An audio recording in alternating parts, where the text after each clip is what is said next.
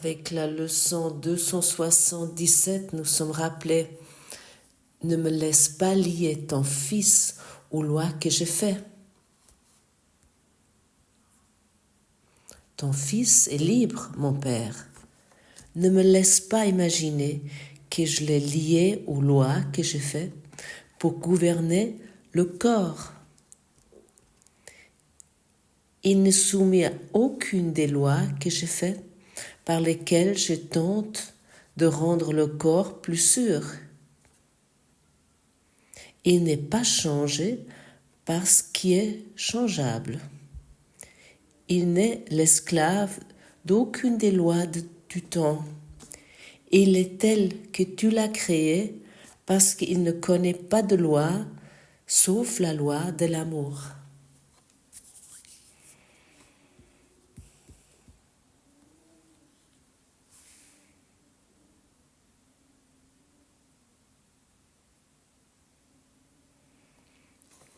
Le corps n'est pas changé par ce qui est changeable. Est-ce que ça, c'est pas intéressant? Qu'est-ce qui est changeable? Tout ce que nous consommons, tout ce que nous croyons que ça nous maintient en bonne santé, toutes les choses qui sont changeables, comme par exemple nos lois concernant l'alimentation, les vitamines, de notre façon de se nourrir, de notre sommeil, de nos règles ou nos lois concernant l'argent, la possession, les achats, les relations, les amitiés et ainsi de suite, et aussi notre environnement, nos religions, l'économie, la politique, la sexualité, nos manières, notre beauté, etc.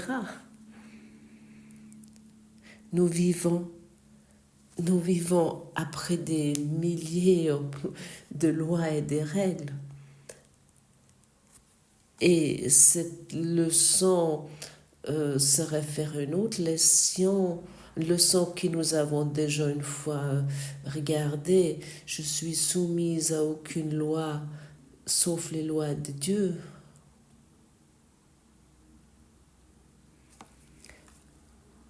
Le corps n'est pas changé avec ce qui est changeable. Et ça, c'est pas intéressant. Et de combien de lois nous faisons, nous rendons dépendants, parce que nous croyons que ça va nous aider, ça va nous rendre encore une meilleure santé, et ça va encore nous rendre encore plus heureux si nous avons fait telle chose. Ensuite, ce sera mieux. Si tu as envie, regarde cela. Moi, je le fais aussi. Regarde vraiment tout cela. Ça signifie que nous allons pas maintenant commencer à consommer des choses n'importe comment sans réfléchir parce que nous nous disons ça c'est de toute façon égal maintenant. Moi je vais continuer de me nourrir aussi sainement que possible, mais je dois aussi savoir que ce qui est changeable ne va pas changer mon corps, ni moi.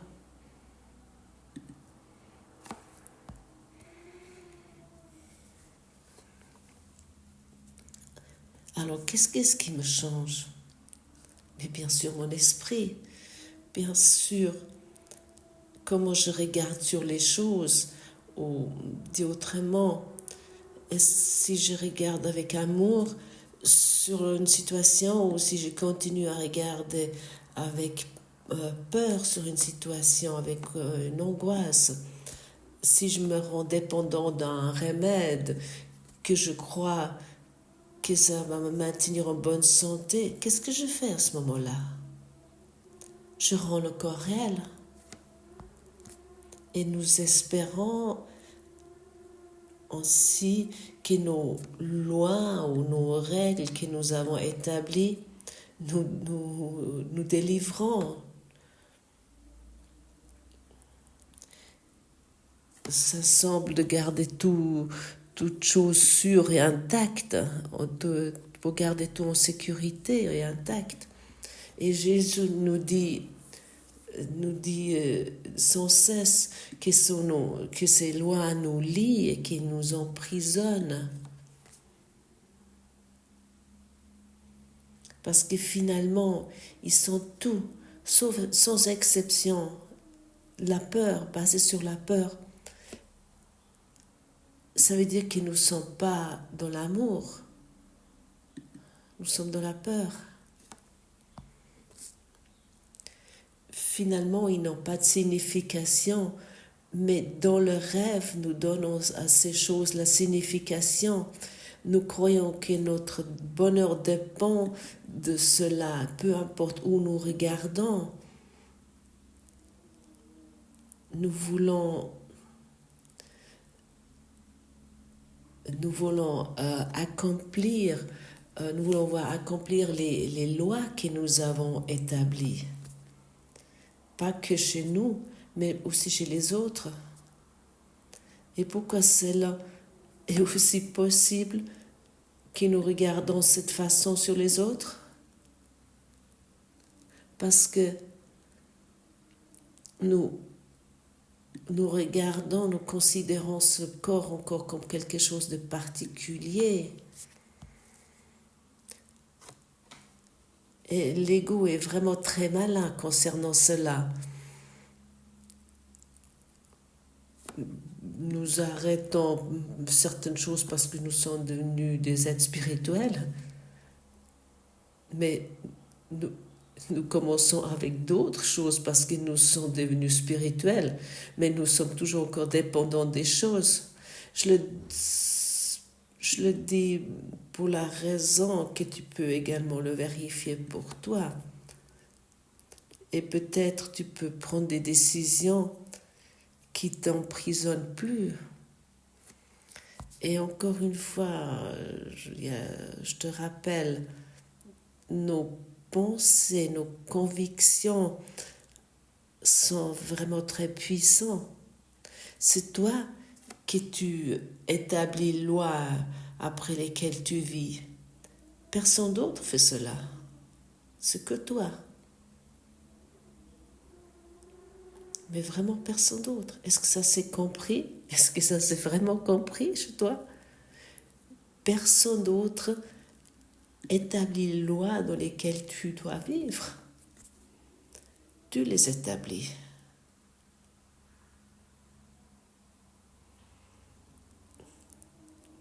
Et maintenant, si tu regardes ta relation, c'est toi qui établis cette relation. Les lois concernant selon ce que tu vis, ce que tu expérimentes dans cette relation, c'est toi qui le fais, personne d'autre.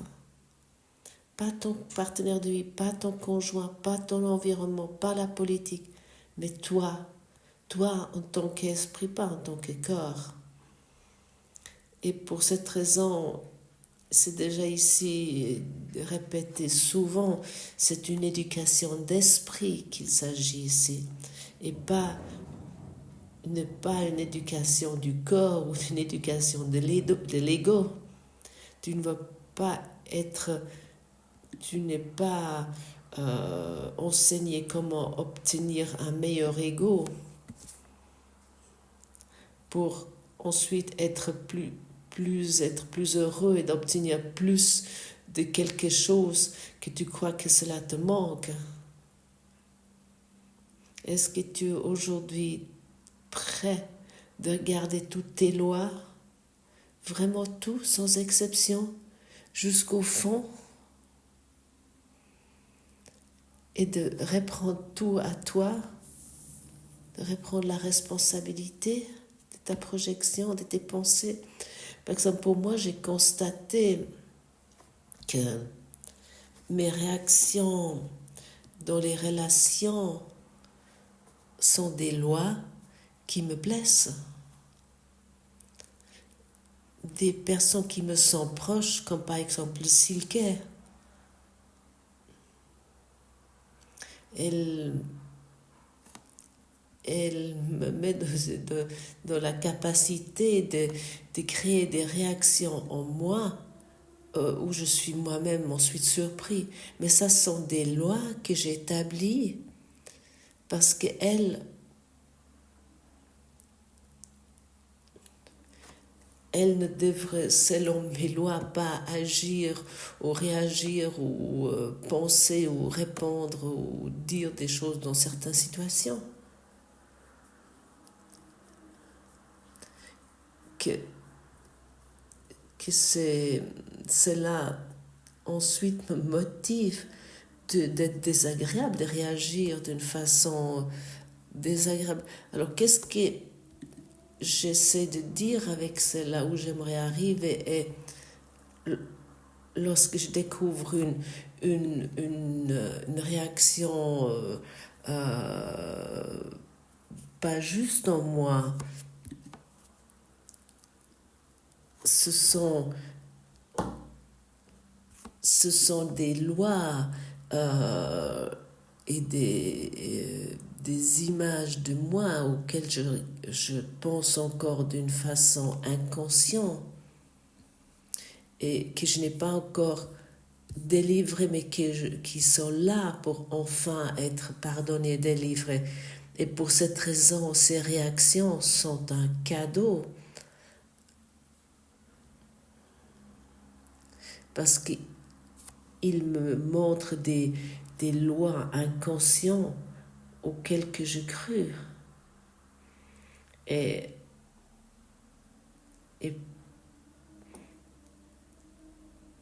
c'est pas une personne qui est avec moi dans une relation proche qui peut m'énerver ou me déranger, mais mes convictions que j'ai sur cela.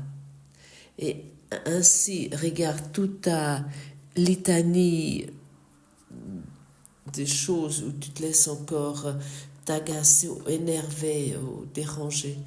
Peu importe, c'est un cadeau. Parce que le soi du Christ que tu es en vérité, l'amour que tu es, ne se laisse certainement pas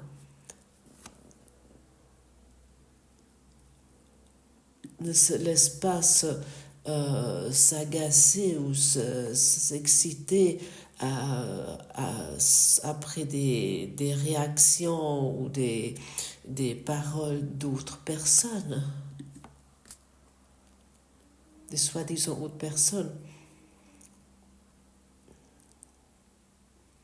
Même si tu as certainement des argumentations formidables pourquoi ta réaction est justifiée.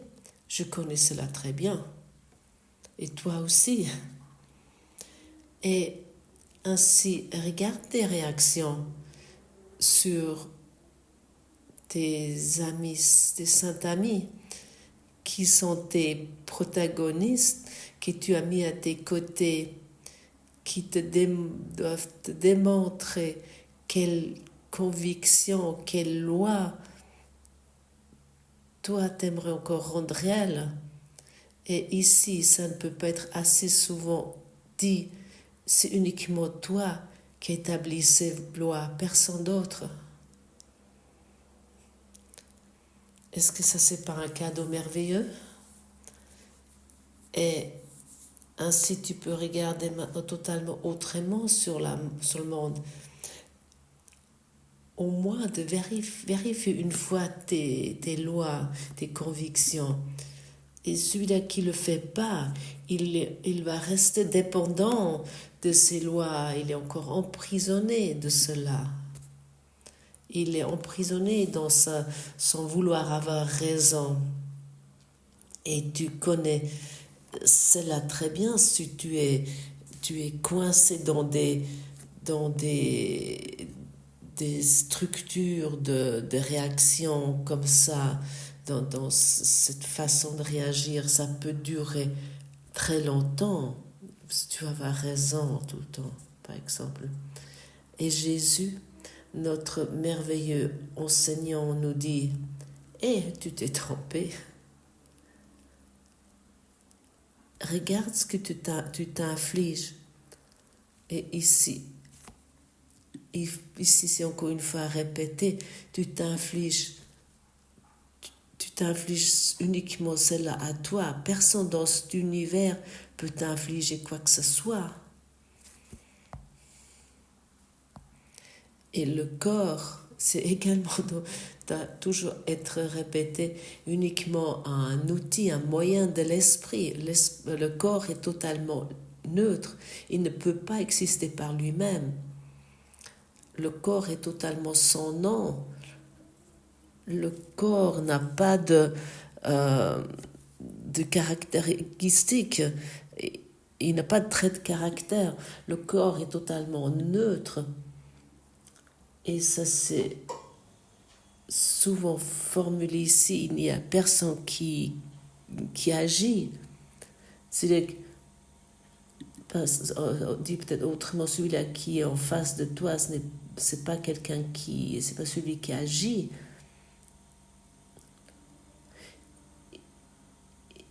Il est un outil un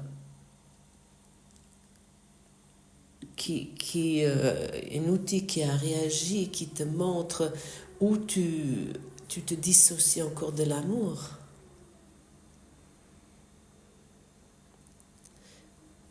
Maintenant, tu regardes dans les yeux d'autres et tu vois soudainement ton saint ami qui te soutient dans ton salut.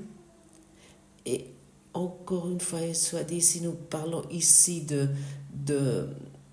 du salut, nous parlons ici de la libération de notre prison. Et seulement de notre prison.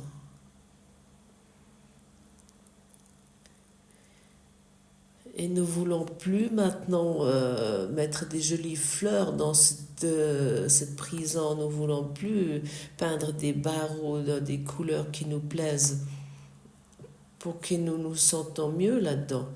Non, nous voulons sortir de cette prison dans la liberté de l'esprit. Et comme déjà mentionné hier, nous voulons changer notre autoportrait, notre image de soi. Nous voulons plus nous attacher à cette piètre autoportrait qui est limité, qui se limite sur que les lois qu'il a établies soient accomplies. Est-ce que tu arrives de comprendre de quoi il s'agit, où nous voulons aller? À ce moment-là, nous trouvons à la surface de l'esprit et nous tournons autour. Nous sommes comme une vague qui est jetée dans une tempête d'un côté à l'autre et qu'elle est fouettée avec une tempête. Nous constatons à ce moment-là que nous sommes l'océan de l'amour. Chacun d'entre nous est dans la capacité, lorsque t'écoutes ici, tu peux simultanément constater que tu existes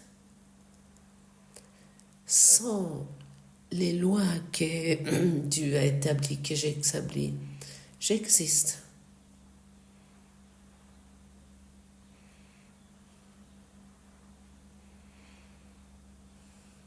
N'est-ce pas? C'est vrai, j'existe. Et je l'oublie parfois parce que les agitations, Et parce que les choses dans ce monde sont plus importantes, parce qu'ici et là, il y a quelque chose qui se passe. Nous lisons peut-être nouveau des théories de conspiration à quelque part. Nous nous préoccupons nouveau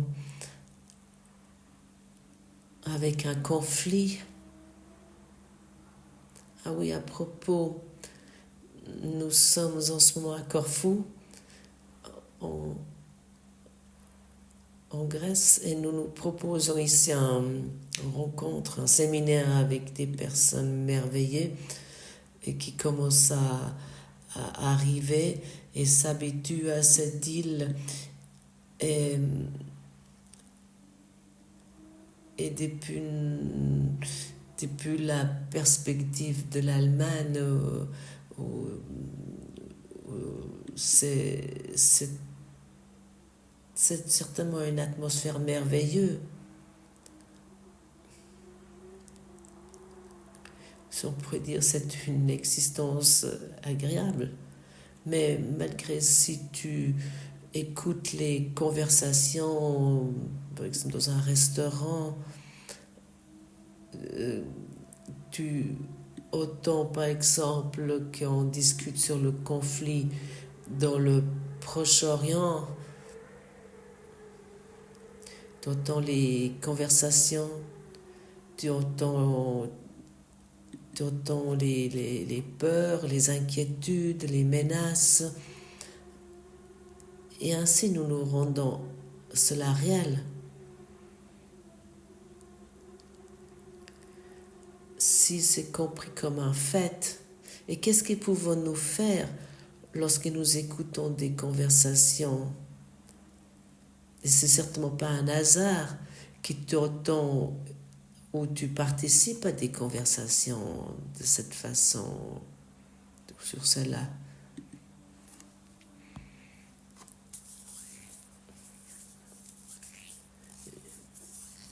Guéris cela dans ton esprit, ne le soutiens plus ces conversations. Ce sont également des lois.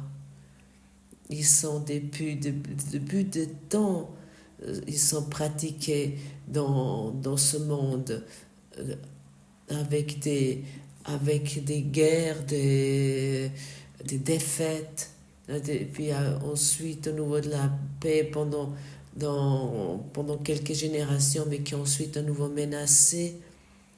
Et il y a à nouveau quelque chose qui se passe, et ça est également menaçant. Ça sont ces lois. Guéris tout cela dans ton esprit. Constate-le, mais ne le rends plus réel.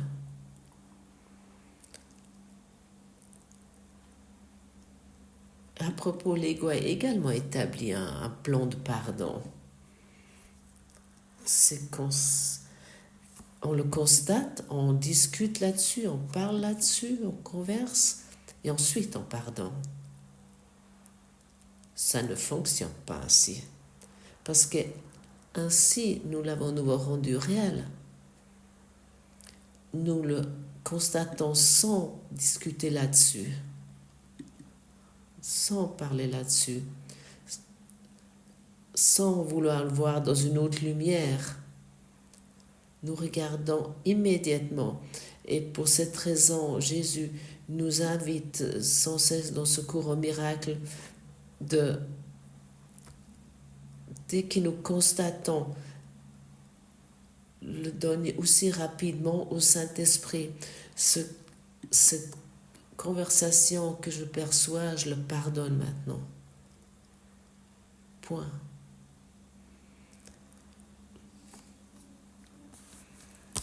Et à ce moment-là, nous sommes liés dans le plan de salut de Dieu, parce que autrement, nos lois que nous avons établies, soi-disant, il vient à nouveau, soi-disant réel.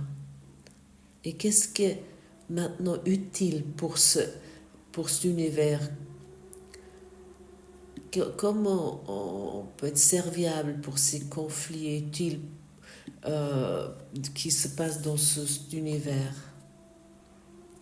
Si on parle ici que toi tu es le rêveur et pas le corps, tu es pas le corps, mais le rêveur de ce monde des conflits et des choses similaires. Dès que tu commences à ne plus soutenir ce rêve, il y a beaucoup plus de gens vont être capables de plus soutenir cela. Et ensuite, nous ne soutenons plus ce champ morphique avec nos pensées qui sont par exemple, ah oui, ça c'est dangereux, ces lois des conflits est dangereux et nous devons faire quelque chose, au moins de discuter sur cela. Non, nous offrons la lumière là où il y a la peur. Et uniquement à ce moment-là, la paix peut arriver. Uniquement ainsi, la paix peut être établie.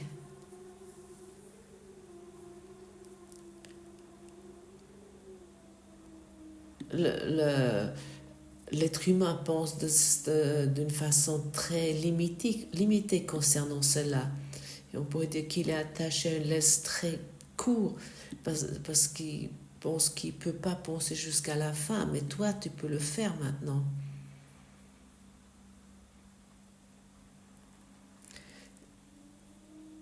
Tu dis, Jésus, j'aimerais regarder avec tes yeux sur cette situation. Et ça va être directement transcendé dans mon esprit. Ça veut dire que ça va être guéri. Et ainsi, tu soutiens des milliers d'êtres vivants avec un esprit de paix de regarder sur cette situation, un esprit paisible.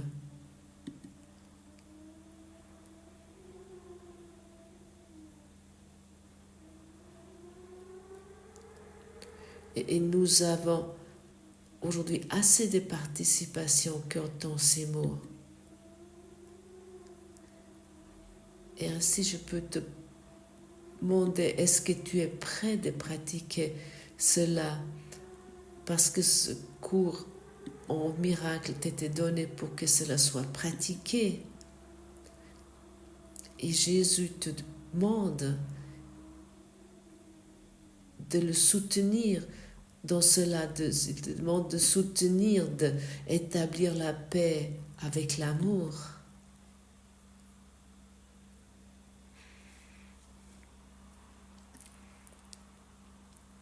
Et ça, c'est pas qu'une idée romantique qui est de faire la paix sans les armes,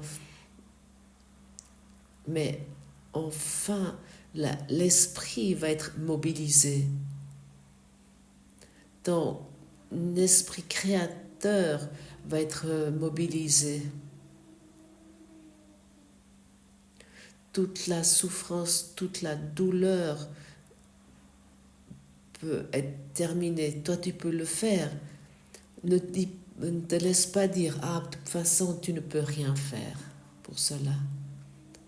Tu es le rêveur de ce monde, de cet univers. Et il est possible de regarder d'une façon guérie sur chaque situation, chaque réaction, de vérifier chez toi comment réagis-toi lorsque tu lis ou t'entends d'un conflit dans le Proche-Orient. Comment réagis-toi lorsque ton partenaire de vie, ton conjoint te dit telle et telle chose? Comment tu réagis lorsque un politicien ou un scientifique formule quelque chose? Regarde tes réactions et laisse guérir cela en toi.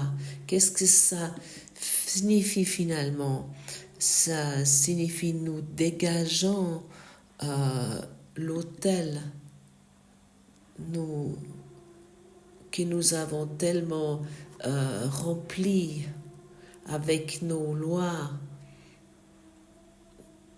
on pourrait dire finalement nos lois qui disent « Ah, nous allons trouver le bonheur là-dedans », si nous croyons uniquement à cela, et lorsque là-dedans, ce ne sera plus aussi grave. Tout est dans ton esprit. Et toi, comme moi aussi, nous ne pouvons pas éviter de pardonner, de délivrer tout dans notre esprit. Ça semble être une évidence maintenant, non? Et pourquoi encore vouloir avoir les choses autrement? Pourquoi encore se rendre dépendant des choses extérieures? En traitant, ça devrait être reconnu à quel point les choses sont insignifiantes, insensées, que nous souhaitons de l'extérieur. Et ainsi, nous est dit, il n'y a pas de conflit dans ce monde. Le seul conflit qui existe est dans ton esprit. Et ainsi nous est dit, il n'y a pas de maladie là-dedans. Il n'y a pas non plus une maladie en toi. La seule maladie est dans notre esprit. Le seul conflit qui existe est le manque d'amour. Le seul problème, la seule maladie qui existe est le manque d'amour. Et chaque fois que nous sommes dans la pratique du pardon, nous devenons conscients de l'amour qui est toujours présent et qui ne se termine jamais. Et tout ce qui est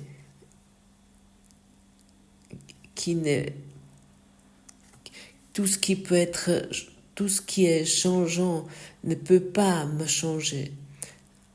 Ou il n'est pas changé parce qu'il est changeable. Regarde aujourd'hui ainsi dans le monde, quel cadeau, il n'est pas changé parce qu'il est changeable. Regarde le monde ainsi.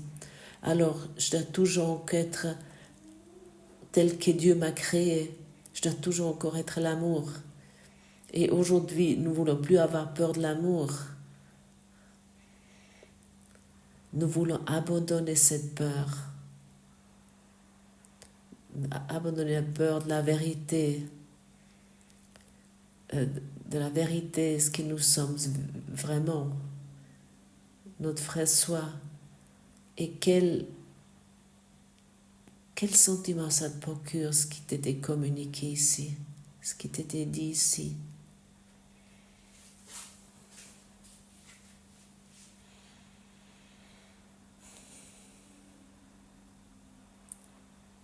Est-ce que tu peux constater, est-ce que tu peux sentir la paix? C'est après cela que tu peux t'orienter. Est-ce que tu peux constater la joie? À ce moment-là, c'est ta vérité, c'est ta joie. Tu peux t'orienter après cela. Oriente-toi seulement après cela. Est-ce que je suis maintenant dans la paix? Est-ce que je suis maintenant dans le bonheur? Oui. À ce moment-là, tout est bien. Et j'aimerais m'orienter après cela. Et plus après le monde. Que j'ai cru qu'elle a quelque chose à me proposer.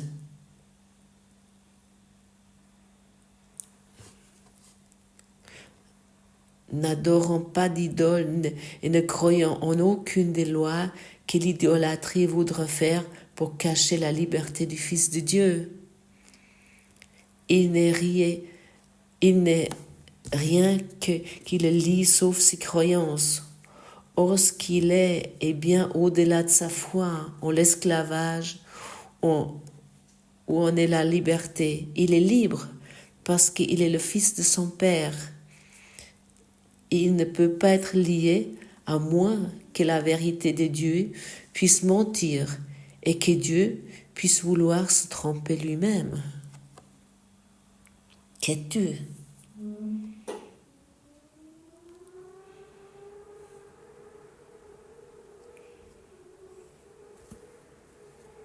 Merci.